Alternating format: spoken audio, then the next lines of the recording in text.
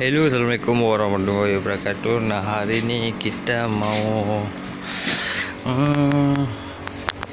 buat pemotongan kaca.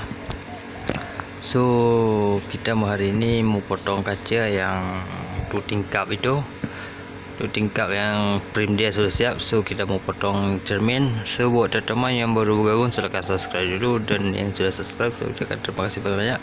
So silahkan simak video sampai selesai. Oke.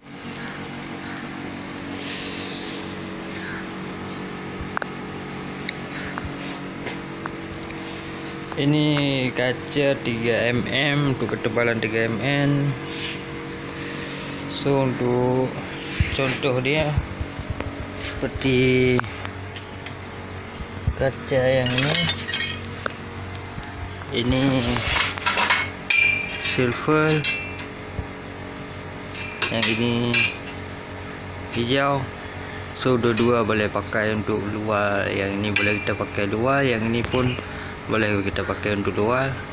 So kalau begini dia, kalau sudah dia kurang nampak ke dalam, so begini pun bagus juga. Karena ini kaca dia agak mahal sedikit.